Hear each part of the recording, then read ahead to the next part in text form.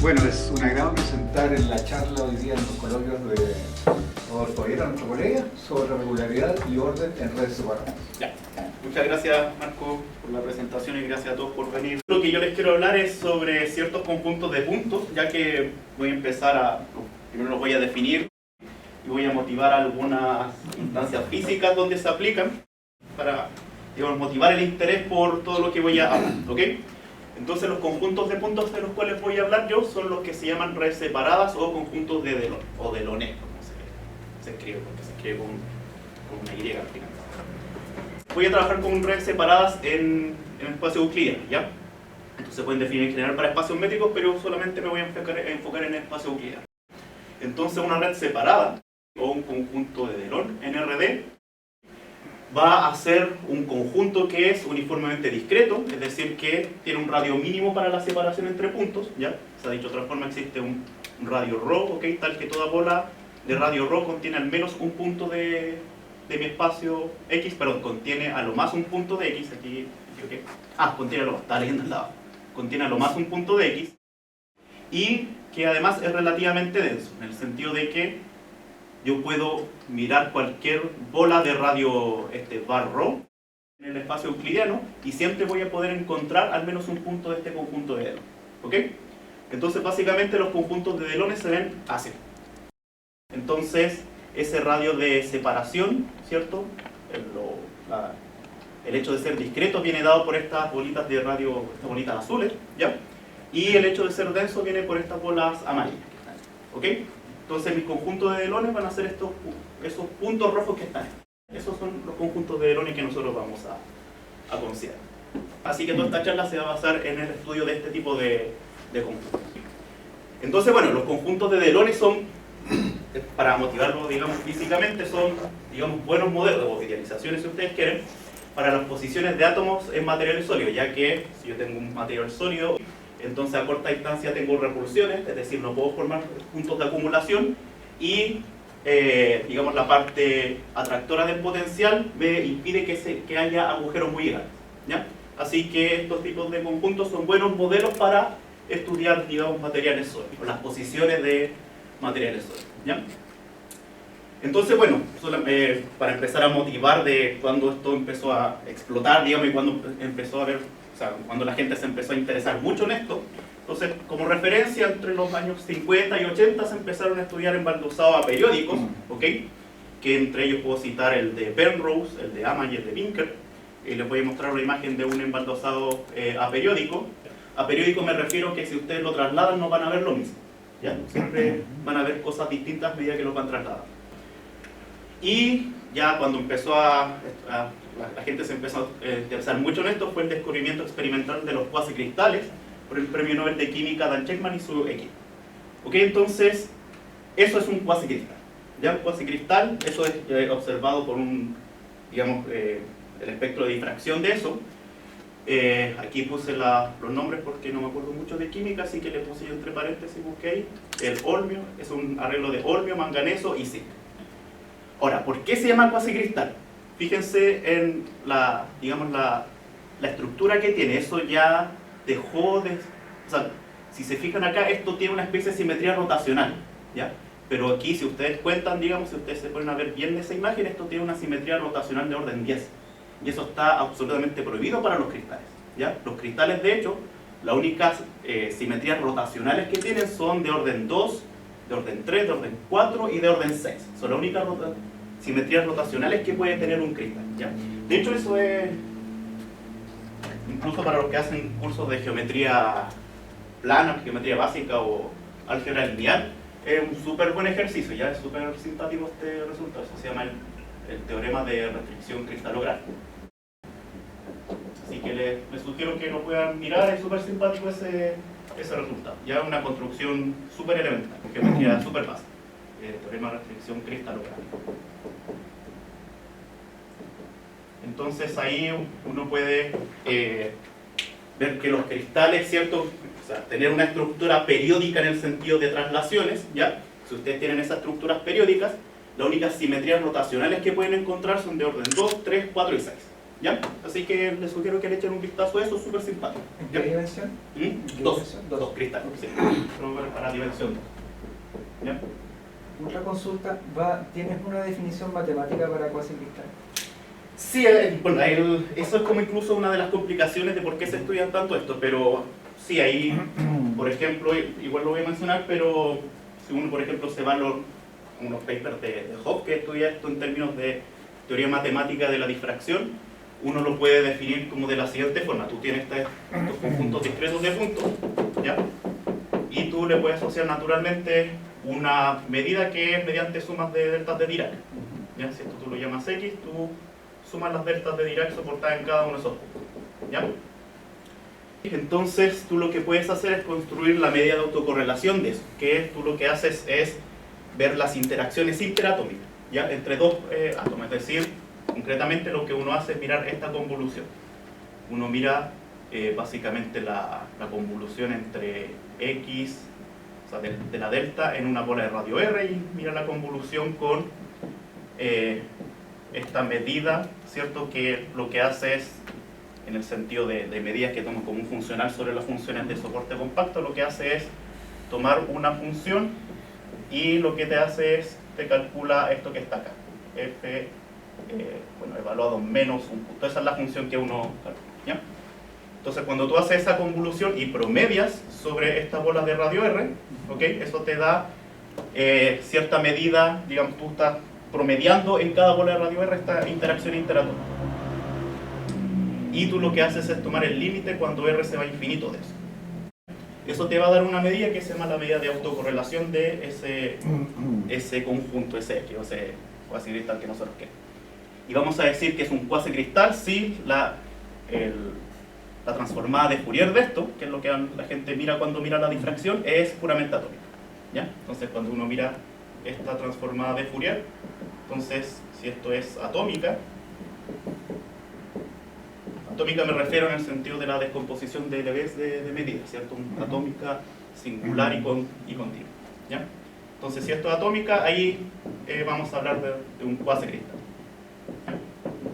Eso en el sentido de Hopf. Hopf es el que hace bien todas esas cosas. Es súper bonito ese artículo. Ok, pero y de hecho los físicos hablan mucho de cuasicristales en ese sentido. Disculpa una Sí. pregunta. La foto, estoy mirando la foto nomás. Esa foto, si yo paso por una de las diagonales que está ahí, la parte izquierda es simétrica con respecto a la derecha, ¿no? Simétrica, por ejemplo, ¿cuál diagonal? ¿Esta? Por ejemplo, hay una diagonal, ¿Ya? hay varias diagonales. ¿Ya? Una que está así, Sí, sí. en ese sentido, la parte izquierda es simétrica con la parte derecha. Por ejemplo, esa O sea, el de orden átomo 10. que está ahí- Esa parte sí. Esa parte Esa es sí. la pregunta. O sea, yo podría partir ese cristal en dos partes, una simétrica respecto a la otra es el reflejo de la primera, ¿o no? El reflejo de la primera es que esa, por ejemplo, tiene de orden... Eso es de orden 10. Mira, Ya. si eso fuera plano, si Sí. la figura del cristal fuera en 2D, si yo paso esa diagonal Es que no de hay. ahí, la O sea, en parte realidad izquierda, no. donde están los Sí. puntitos, ¿tiene un simétrico al otro lado? En realidad no, porque tendría, en ese caso, tú podrías ir dos veces y tendrías... Ah, que estoy mirando la figura, ¿no? Sí, sí. No, pero es que eso es lo que se observa ahí, pero esto...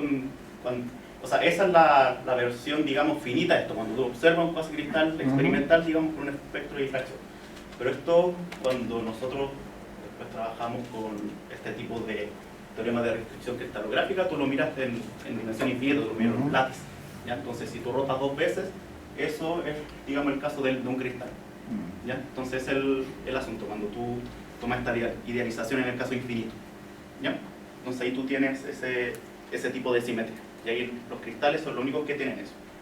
Entonces, si tú tienes un cristal en el sentido de que ese patrón, si tú lo quisieras ver en todo el plano, ¿ok? Eso no te puede definir un cristal, ¿ya? O sea, no puede ser periódico, ¿ok? Porque las únicas simetrías rotacionales son de orden 2, 3, 4 y 6, ¿ya? Ok, entonces, bueno, eso sería una de estas cosas que uno observa en un espectro de difracción, ¿ya?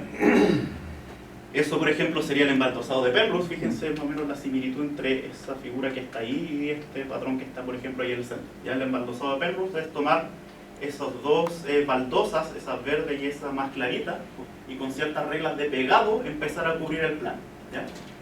Eso que está ahí nunca no les va a dar algo periódico, ya si ustedes empiezan a mover eso en distintas direcciones nunca van a ver la misma, no se van a sobreponer las figuras si ustedes trasladan, ¿ya? Pero sí tiene esta simetría rotacional de orden 5. ¿Ok? Y bueno, si uno toma los centros de cada una de esas baldosas, ahí obtiene este tipo de conjuntos que yo llamo conjunto de Delos. Obtiene esa red separada. ¿Qué diferencia tiene con los fractales? Es que los fractales, o sea, tú tienes como una especie de autorreplicación, si tú lo quieres así como ver geométricamente. Acá no hay como, o sea, hay una autorreplicación en el sentido de que, por ejemplo, acá este parche, ese parchecito que está ahí, tú sí lo puedes ver, digamos, en una, si tú esta figura tú la empiezas a mirar desde más lejos, más lejos, más lejos, este mismo parche te va a aparecer en algún otro lado, ¿ya? O sea, hay una similitud en el sentido de autorreplicación, ¿ya? En cierta forma. Hay de hecho embaldosados que sí se forman como esta especie de autorreplicaciones, quizá una similitud que crean bien. Ya, por ejemplo, si uno mira ciertos, algunos que se forman por reglas de inflación, que tú tomas una baldosa, después pegas esa misma baldosa y las pegas y formas la misma baldosa pero más grande, entonces hay como una especie de autorreplicación, ¿ya? O sea, hay una cierta similitud, digamos, geométrica, ¿ok? Pero eso, por ejemplo, es para baldosas que se construyen con unas reglas de inflación. Ok, entonces, ahí lo que les decía es que si uno pone el centro, toma el centro de cada una de esas baldosas, forma este conjunto de Delos. Así que hay una relación entre estos embaldosados y conjuntos de Delos, ¿ya? Ok, entonces, lo que vamos a hacer acá es estudiar, porque aquí no tengo una definición concreta de esto, sino que vamos a ver cierto principio que me relacione orden y regularidad en conjuntos de Delos. Ya voy a decirles qué es lo que voy a entender por orden, por ejemplo, qué es lo que vamos a entender por regularidad. Entonces, bueno, dado estas posibles aplicaciones que uno tiene, es súper interesante y cierto, no es fácil obtener buenas nociones de regularidad y orden sobre estos conjuntos de Delos. Y eso se podría aplicar para definir, clasificar y distinguir cuasicristales matemáticos. Ok, entonces vamos a partir por plantear una definición de orden. Entonces para eso, la herramienta básica que más vamos a considerar es un R-parche en un Delone. Ok, entonces lo que vamos a hacer es tomar un Delone, ok, y mirar una bola de radio R, ¿cierto? Y mirar el conjunto de puntos que hay en esa bola, ¿cierto? Entonces, por ejemplo, si yo tengo este mismo Delone acá, y supone que eso se va extendiendo hacia allá, entonces un R-parche sería eso, ¿ya? Vemos ese patrón, digo, ¿ok? Entonces yo tengo un patrón y eso es lo que vamos a llamar un R-parche. Entonces, una noción de orden que está bien estudiada por varias personas que plantearon esta noción es el hecho de tener un conjunto repetitivo. ¿Ya? Entonces, ¿qué es lo que vamos a entender por qué un Delone sea repetitivo? Entonces va a ser repetitivo si existe una función R para el cual ocurre lo siguiente. Si yo tomo cualquier número natural R minúscula y yo miro el parche de ese R parche, ¿cierto? O sea, miro el parche a través de esta función, entonces cualquiera de esos R parches, R mayúscula, contiene el centro. Hay personas que ocupan el centro y otras personas que simplemente ocupan el parche acá, pero contiene el centro de una copia trasladada de cualquier R parche de X, R minúscula. Es decir que repetitivo significa que si yo tomo este parche R, entonces, o sea, este R parche, ¿cierto? R minúscula, entonces toda bola de radio R de R, en algún lado va a contener esta misma configuración. Entonces en algún lado va a aparecer esto mismo que está aquí, perdón, es R de R. Entonces en algún lado va a aparecer, a ver si me queda más o menos lo mismo, era algo así, ¿cierto? Entonces en algún lado va a aparecer esto, ¿ok? Y eso es para cualquier R que uno tome, ¿ya? Si yo miro otra bola de radio R mayúscula, en alguna otra parte del espacio voy a poder encontrar cualquier R parche de esta forma. Ok, entonces eso es un conjunto de Delone repetitivo. Y esa es la noción de orden que nosotros vamos a considerar, el hecho de ser repetitivo. Entonces, por ejemplo, un ejemplo de conjunto de Delones que sean repetitivos es cuando uno toma este embaldosado de Penrose, toma los puntos que están en el centro de cada una de esas baldosas. Entonces lo que uno va a obtener ahí como resultado es un conjunto que es linealmente repetitivo, es decir, cuando la función de repetitividad está r de x, ¿cierto? Esto es lo que voy a denotar como la función de repetitividad, el radio más chico para el cual yo encuentro este patrón de encontrar parches en distancias cada vez más grandes. Entonces, en ese caso, cuando es del orden lineal, vamos a hablar de linealmente repetitivo. El caso de los centros de la baldosa del embaldosado de Penrose forman un conjunto que es linealmente repetitivo. Y ahí les menciono trabajos de Solomon y Solomiak que uno puede mirar. Y conjuntos de Delones repetitivos son buenos modelos de cuasicristales. Recuerden que los cristales, lo que uno entiende por cristal es algo que es periódico, es decir, que yo tengo un motif que uno le llama y eso se empieza a replicar. Aquí, algo que sea repetitivo tiene ese símil, ¿ya? Yo tengo un parche y ese parche lo puedo empezar a ver en otras partes del espacio. Entonces, estos conjuntos de Delones son buenos modelos para cuasicristales. Y ahí puedo citar los trabajos de Hopf, Lagarias y Plessant. Perdón, ¿cómo estaba escogido ese mínimo? R mayúscula es una función de NN, ¿no? Sí, para cada R, por ejemplo, Sí. tú vas a tomar el R de X. Eso es lo que controla el Claro. crecimiento Sí, de la exacto. bola y... O sea, hasta el mínimo que tú tienes que mirar para poder encontrar un patrón que se repita. Porque aquí este podría ser R, pero podría ser R de R, podría ser muy grande y tú puedes mirar algo un poquito más chico para encontrar este patrón. ¿Ok? Y es el más chico el que tú llamas Rx, la función de repetitivo. Pero entonces tienes un orden en las funciones de NN, porque estás ordenando funciones, ¿no? No, orden me refiero como a, no Ok, sé, el ok. orden, Marco maneja más esto que yo, del orden de largo alcance, de corto alcance, De acuerdo, cosas de ese de acuerdo. estilo, que tú ves cosas mismos patrones a distancias muy lejanas. Ok. Eso no orden de... Claro, porque decía, Sí, sí, mínimos de tales R mayúscula, que son funciones. Ah, ya, no, pero eso en ese sentido Vale, me refiero, vale. ya una noción de orden para conjuntos de... acuerdo. Entonces, eso es lo que nosotros vamos a entender por orden. ¿Y qué es lo que vamos a entender por regularidad? Yo ahí estuve mencionando orden y regularidad. Entonces, una buena noción de regularidad que nosotros la cual yo voy a mencionar acá es qué tan distinto puede ser uno de estos conjuntos, ¿ya?, con respecto a una estructura mucho más regular como la que es un látiz. La tiene una estructura periódica, ¿cierto?, súper regular. Entonces me gustaría de alguna forma establecer, o sea, digamos, definir regularidad en el sentido de comparar este conjunto de Delones con una estructura que es mucho más regular. ¿Qué tanto se diferencia? Y la forma en que nosotros vamos a diferenciar o establecer una relación entre estos conjuntos de Delones y esta estructura más regular es mediante ideas métricas, digamos. Entonces, ¿cómo lo vamos a relacionar? ¿Cómo nosotros vamos a entender que el conjunto de Delones sea regular con apellido que ahí le vamos a diferenciar? Entonces voy a decir que un conjunto de Delones es rectificable si yo puedo establecer una biyección bi-Lipschitz entre el Delon y ZD. Es decir, que yo puedo llevar este conjunto de Delon que está acá, y aquí tiene un Delon, ¿cierto? Entonces yo lo puedo llevar a una estructura mucho más regular, ¿ok?, a través de una función, pero una función que no me distorsione tanto las distancias. Entonces las distancias se pueden distorsionar a lo más por un factor multiplicativo, que es la constante de Lipschitz por arriba y por abajo. Es decir, que no estira tanto los puntos y no los contrae tanto. ¿La definición del látiz que está usando es subgrupo discreto de R a la D? Sí. Ok. ZD por ejemplo, ¿ya? Pero considero como subgrupo con la misma dimensión que el espacio. Ahí digo, ¿Ya? ¿sí? Exacto. Entonces, eso es la noción de regularidad que yo la que voy a trabajar. En ese sentido, ahí le vamos a ir dando apellido a distintas regularidades.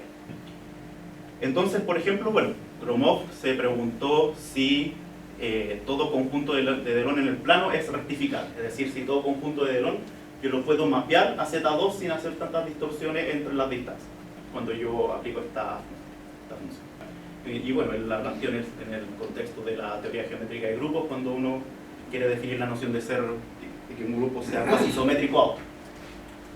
Y esto se respondió de manera negativa por Burabo y Kleiner en el 98 y de manera independiente por McMurray. Y sorprendentemente independiente, es decir, o sea, de hecho, lo que publicó Burago, Kleiner y McMullen lo publicaron en la misma revista, el mismo año, unas páginas después. Salió el paper ¿Cuál de es el McMullen. nombre de McMullen? Curtis. Es el que cuenta, le gustaban estos problemas de conteo de numerativo, de No combinación de sé, numerativos. no sé, pero un premio, una medalla Fields, si no me equivoco, ¿no? El McMullen. ¿Ya? Trabaja en sistema de Microsoft. Ah, bueno, Ok. colega de la Bien. Trabaja compleja y también trabaja con... Entonces una respuesta negativa para esto, ¿cierto? Ocurre para cualquier dimensión mayor o igual que 2. En dimensión 1, de hecho, la respuesta es obviamente sí. Si todo delon en R se puede mapear en Z por alguna biyección mínima. Bien, ordenar naturalmente el delon. Ya eso es un ejercicio que uno lo puede hacer. Ok, entonces, bueno, la noción de que algo sea Bilichi equivalente a ZD es muy rígida en el sentido que lo que permite, o sea, a lo que te restringe es que tú no puedes distorsionar las distancias por un factor multiplicativo. Pero uno se puede preguntar por alguna otra forma de preservar la información, pero no tan rígido por un factor multiplicativo, sino que quizás por alguna otra función.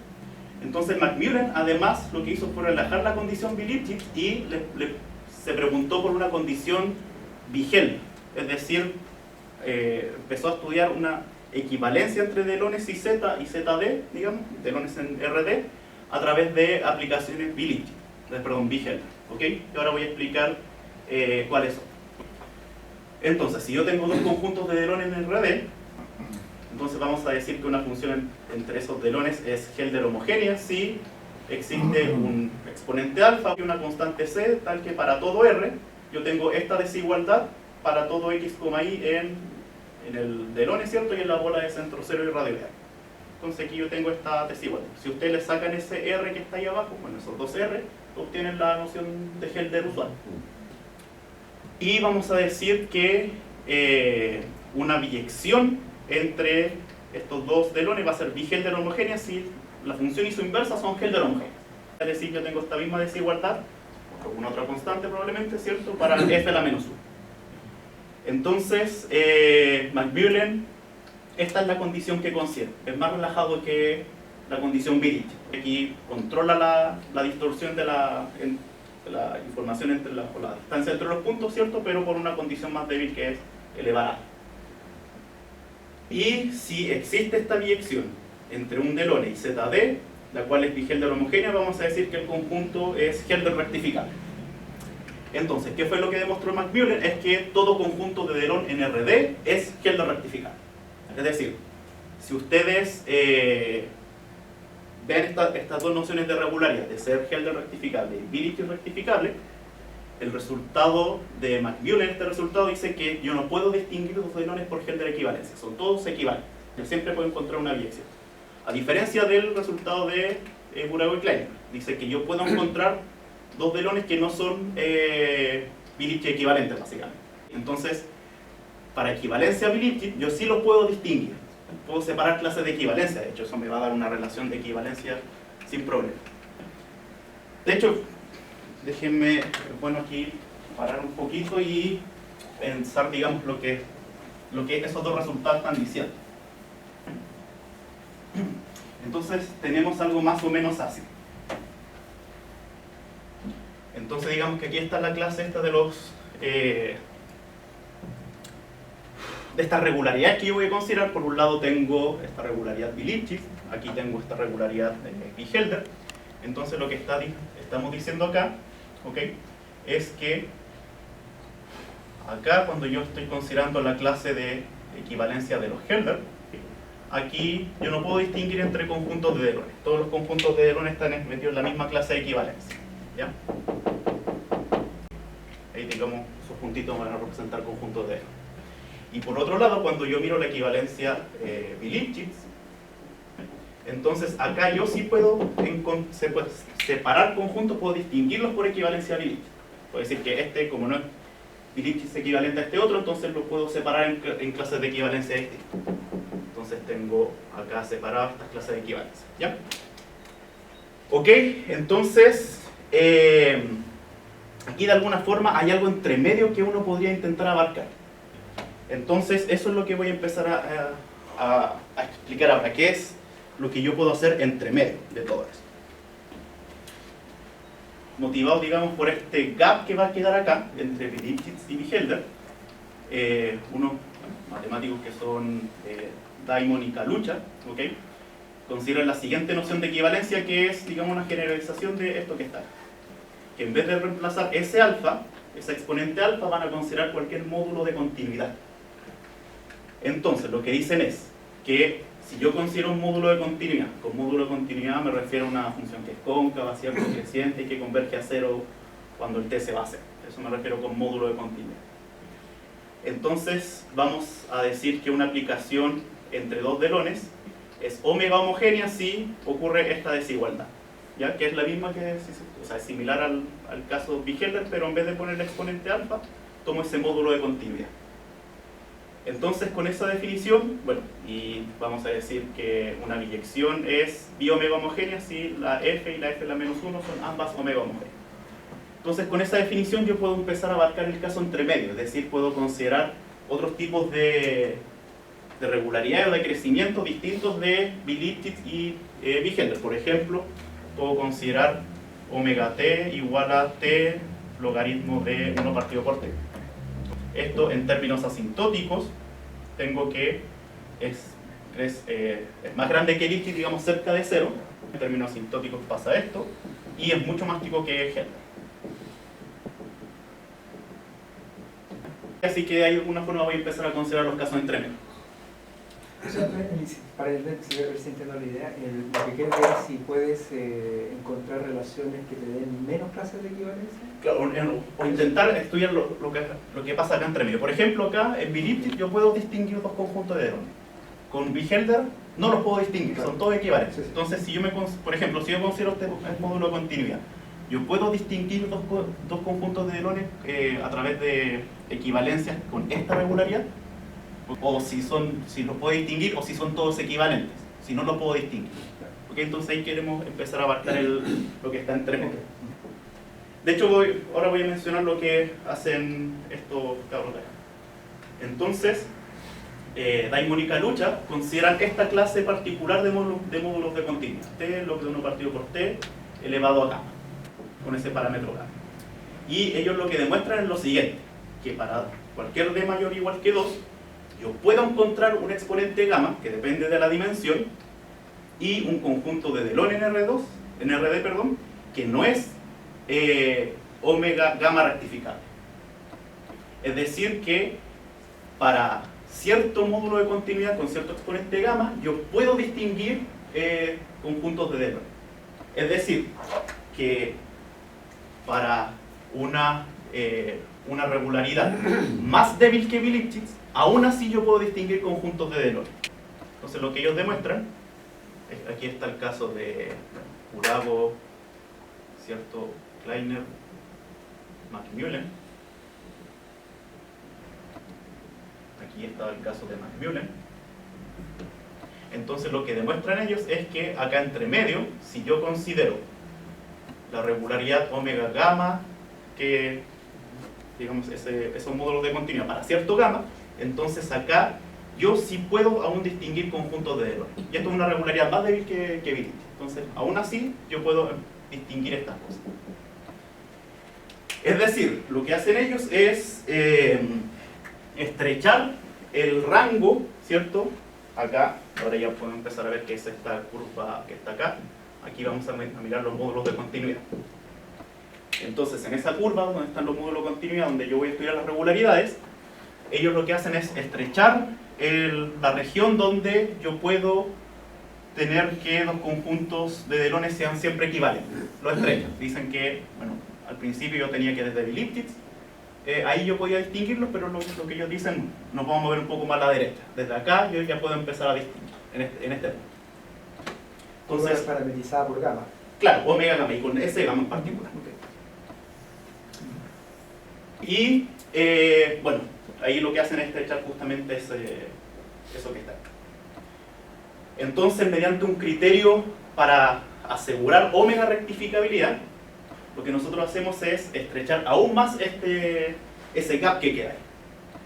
Entonces, lo que nosotros hacemos es, para estas mirando aquí estas clases de regularidades, nosotros lo que hacemos es estrechar esto de tal forma de que digamos, los conjuntos de Delaunay que no pueden ser distinguidos lo vamos a mover a la izquierda.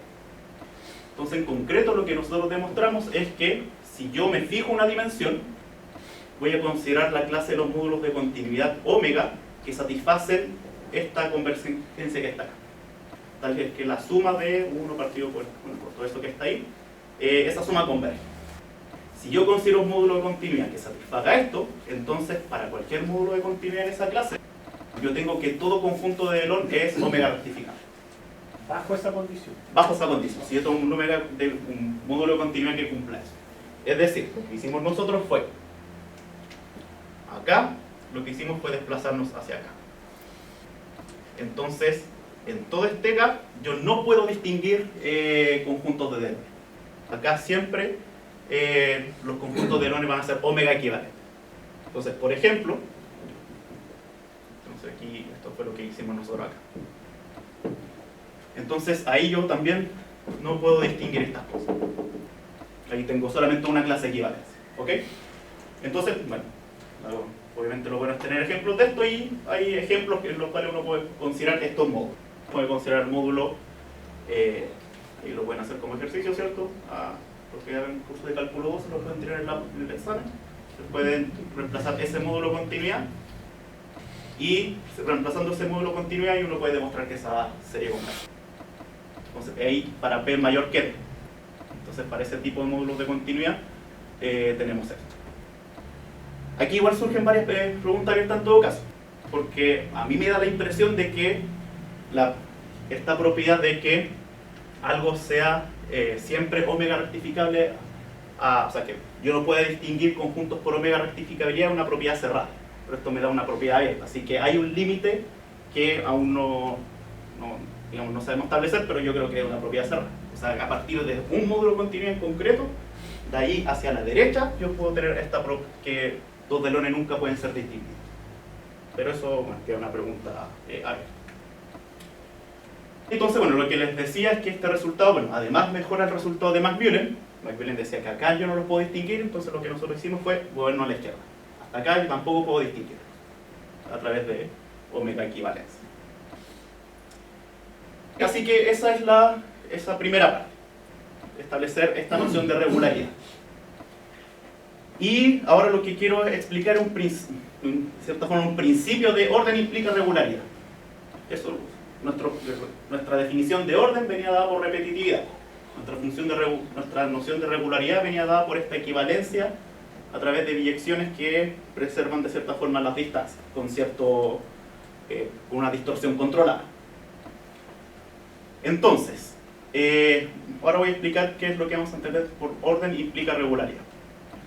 Entonces vamos a partir por este resultado base del año 2013, de Aliste, Coronel y Gamboudou, quienes demuestran que todo conjunto de Delaunay linealmente repetitivo es rectificable. Es decir, cuando ustedes toman un Delaunay donde la función de repetitividad es lineal, automáticamente esos Delaunay son equivalentes a el látice en el espacio donde estoy considerando. Automáticamente son rectificables. Entonces ahí, si se fijan, tienen un principio de orden implica regularidad.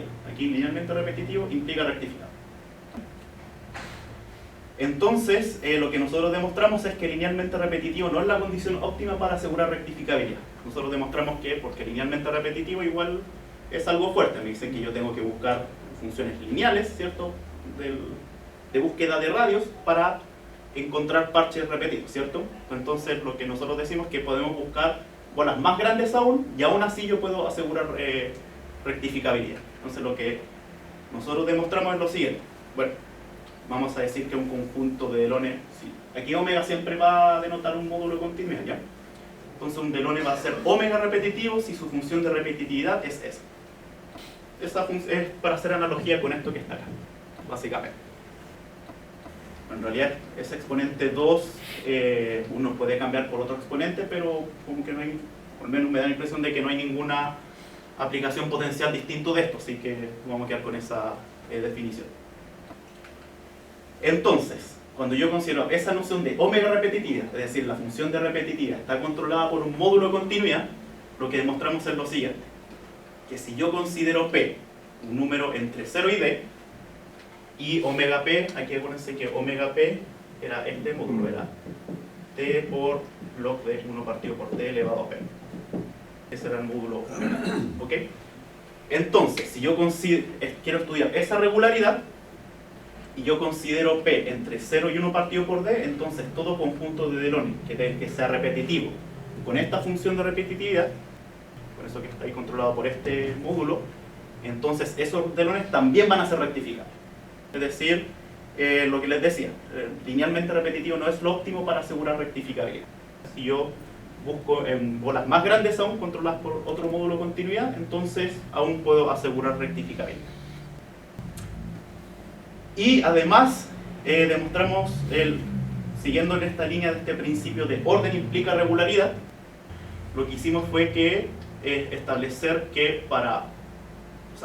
este principio para otros comportamientos repetitivos más débiles que esto que está acá. Entonces lo que hicimos en concreto fue que demostrar que todo conjunto de Delaunay, T log de 1 partido por T elevado a 1 partido por D, bueno, es en este caso para P igual a 1 partido por D básicamente, ¿ya? Si yo tomo P igual a 1 partido por D, entonces todo Delaunay que sea repetitivo para ese módulo de continuidad es T log de 1 partido por T elevado a 1 partido por D rectificable, es decir, que es rectificable para ese mismo módulo continuo. Entonces ahí hay otra relación de orden implica regularidad, pero para ese módulo de continuidad que es un poquito más débil. Así que esos eran estos principios de orden implica regularidad, y bueno, la pregunta natural es si uno efectivamente, y yo, bueno, mi primera impresión de que sí, si todo conjunto, si uno puede establecer un resultado de este estilo, todo conjunto de Delaunay que sea omega repetitivo es omega rectificable. Eso no lo sabemos, pero sería bueno estudiar. Eso da para una iniciación, para mi postulación del otro. Entonces, eso es el punto de vista de lo que, digamos, de lo que trabajamos en estas cosas de geometría discreta, trabajando en estas estructuras discretas de puntos. Pero también hay un punto de vista analítico de todo esto. Y es básicamente porque hay una relación entre el problema de la rectificabilidad y la solubilidad de ciertas ecuaciones diferenciales, que es la que voy a explicar ahora más o menos. Entonces, ¿cuál es el problema conectado? Aquí voy a explicar el problema analítico, digamos. Aquí hay una relación que lo voy a explicar con palabras, pero déjeme explicar el problema analítico.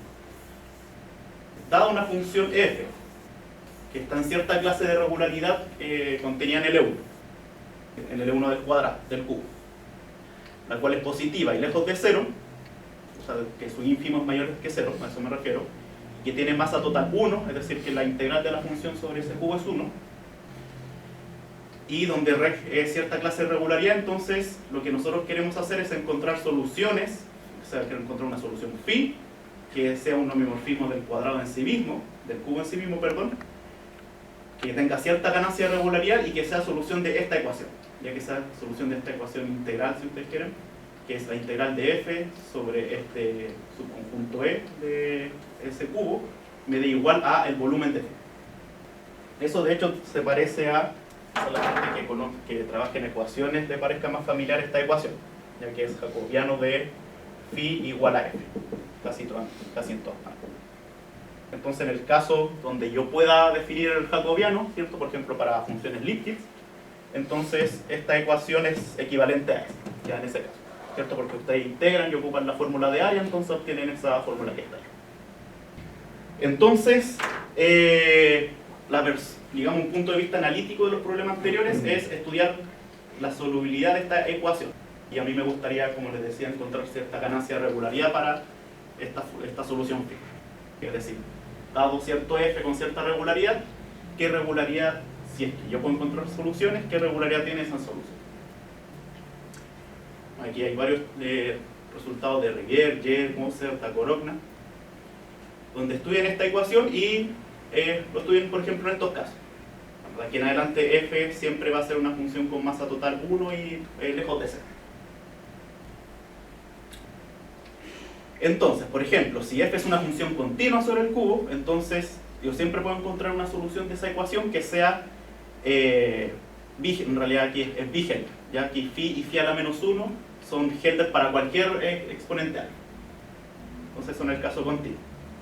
Entonces cuando yo estoy en esa clase de funciones tengo que siempre puedo encontrar soluciones con esta regularidad.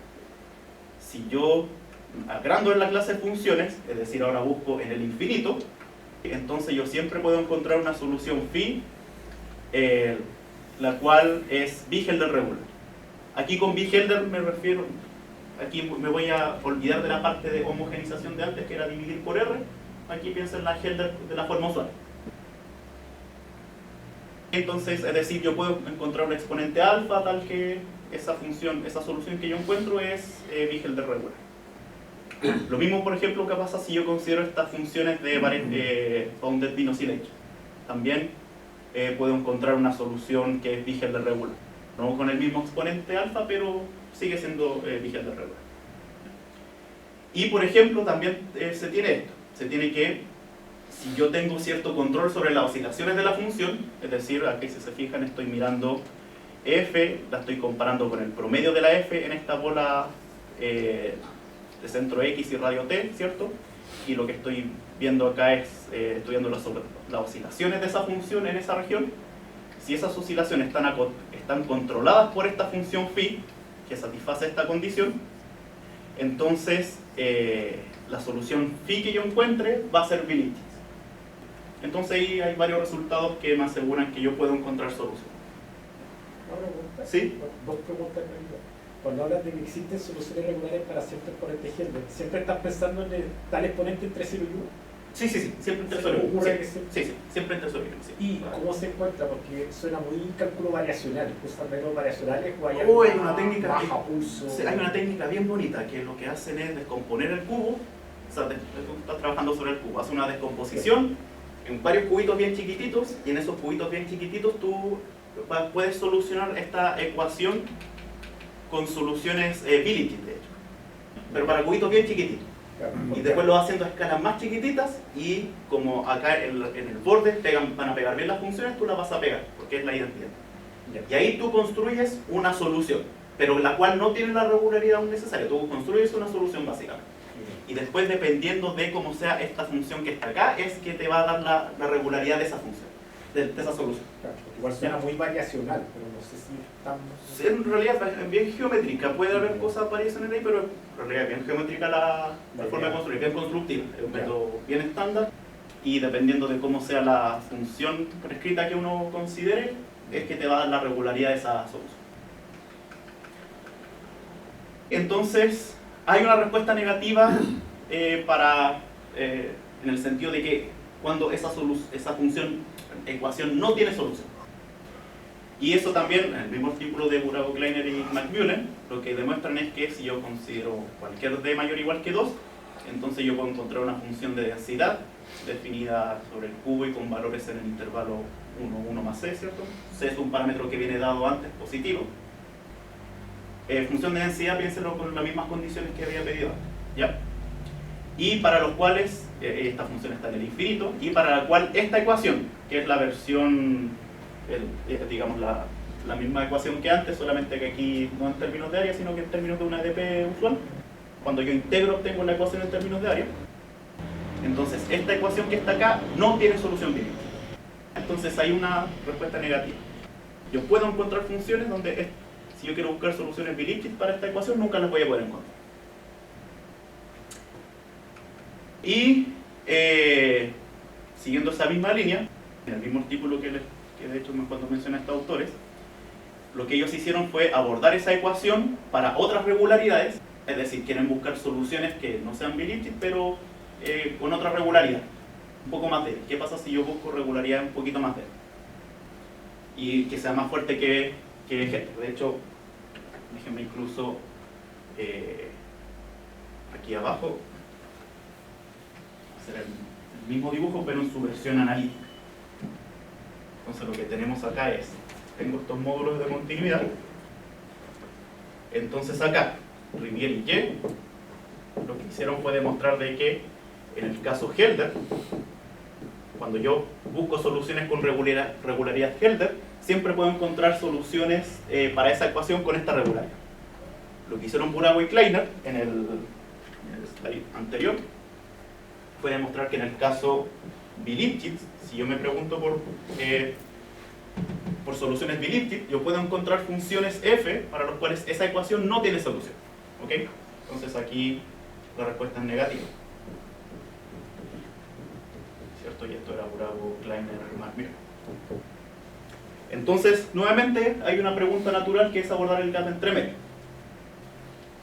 Que es y las regularidades que vamos a considerar van a estar dadas en términos de módulos de continuidad. Entonces aquí yo tengo módulo de continuidad Lipschitz, módulo de continuidad Helder, y lo que se empieza a abordar ahora es el asunto entre medio, que es algún otro módulo continuo. Entonces lo que hicieron estos muchachos fue que, dado un d mayor o igual que 2, se puede encontrar un exponente gamma. Aquí les recuerdo que, de hecho, voy a tomar el mismo módulo continuo. Esto era t log de 1 partido por t elevado a k. Entonces lo que demuestran ellos es que para ese módulo de continuidad, con cierto exponente que ellos encuentran, si ellos miran esta ecuación, entonces no pueden encontrar soluciones para esa ecuación que tengan regularidad dada por este módulo de continuidad. Es decir, mejoran el resultado de Burago y Kleiner. Es decir que si yo miro, incluso mirando regularidad un poco más débil, aún así puedo encontrar funciones que no tienen solución phi que tenga esta regularidad. Es decir, ellos toman este caso y aquí también la respuesta es negativa. Ok, ahí tiene una respuesta negativa. Esto era Diamond y Calvin. Entonces, en esa misma línea, lo que nosotros hacemos es abordar el caso de la respuesta positiva. Es decir, lo que ellos hicieron fue estrechar este gap, nosotros también lo estrechamos, pero desde el otro lado. Es decir que, en concreto lo que hacemos es considerar la siguiente clase de módulos de continuidad. Vamos a considerar la clase de módulos de continuidad, tal que esta integral converge. Si se fijan, es muy parecido al caso discreto. Entonces, si yo tomo un módulo de continuidad de tal forma de que esta integral converge, entonces para cualquier módulo de continuidad en esta clase, y cualquier función en el infinito, que sea lejos de 0 y con masa total 1, entonces yo puedo encontrar una solución para esa ecuación, la cual sea bi omega regular, con ese módulo de continuidad. Es decir, que si yo considero este gap con esas clases de módulos de continuidad, aquí nosotros siempre podemos encontrar soluciones para esa ecuación con esa regularidad. Entonces aquí la cosa funciona bien. ¿Ok? Y obviamente sigue quedando un gap entre medio que aún falta ahí abordar. Ejemplos de módulos de continuidad que satisfagan esto son, por ejemplo, de la forma t log de 1 partido por t elevado a p, para p mayor que 1, mayor estricto que 1, o t log de 1 partido por t, log de 1 partido por t elevado a p. Todos esos satisfacen esta condición que está acá. También si tienen examen de cálculo 2, pregúntenlo porque es un ejercicio bonito, por cambio de variable. Así que, y esto es para p mayor que 1. Entonces con esto, nosotros mejoramos el resultado de Riviere y Y, extendiendo este gap hacia la izquierda. ¿Ya? Entonces en esta franja azul siempre se pueden encontrar soluciones con esa regularidad. Y, aquí obviamente aparece una conjetura dado esta función, que es este módulo que está acá, que es t log de 1 partido por t elevado a p, para p mayor que 1. Con esa condición uno encuentra soluciones para esa ecuación. Pero el caso p igual a 1 es difícil de abordar, no es tan directo. Y a mí, de la misma forma, como yo creo que esta es una propiedad cerrada, es decir, desde esos módulos de continuidades hacia la derecha, sí uno puede encontrar soluciones. Entonces aquí una conjetura natural es la siguiente, que para toda función f en el infinito, yo puedo encontrar una solución para la ecuación de forma de volumen prescrita que les mostré delante, la cual es pi t log de 1 partido por t regular, es decir, para exponente p igual a 1. Pero eso también hay que trabajar. Pero a mí me da la impresión de que podría ser bueno, ahí hay que ver. Y eso era.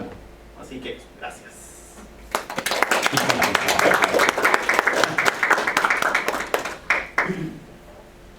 ¿Preguntas? ¿Hay alguna razón especial por qué se toman esos módulos de regularidad? ¿Hay otros que no pudieras escoger? La fórmula El explícita o la clase de partido por t. Ah, no, era aquí porque no, o sea, como uno hace los cálculos básicamente. ¿Hay algo que te sugiera que tienes que tomar esos módulos? Esta clase sí.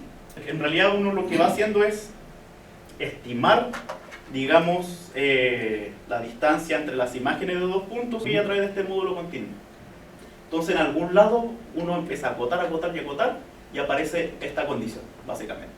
Entonces ahí es donde nosotros empezamos a ver de qué eso Mi cambia. pregunta Pero es si ese módulo de continuidad es natural. ¿Aparece natural en el problema o es algo que...? no, o sea, este en concreto era para ejemplificar que existe. Ah, Es solamente para demostrar O sea, de que podrían eso haber existe. otro. Sí, exacto. Es solamente por eso. Pero igual, si te fijas, los t, cuando uno multiplica algo por log, pues como que vas creciendo un poquito más, pero no mucho. Entonces esa es la gracia también de considerar los t log. Por eso, por ejemplo, t log de 1 partido por t, y ahí t log.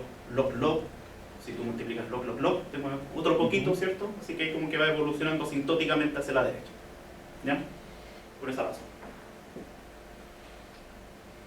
Hay una heurística que lleve a pensar de que existe un mínimo dentro de la curva que hace que no puedan distinguir. ¿Sí? O sea, sí, yo creo que sí.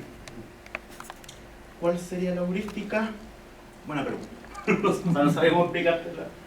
Ah, sí, pero...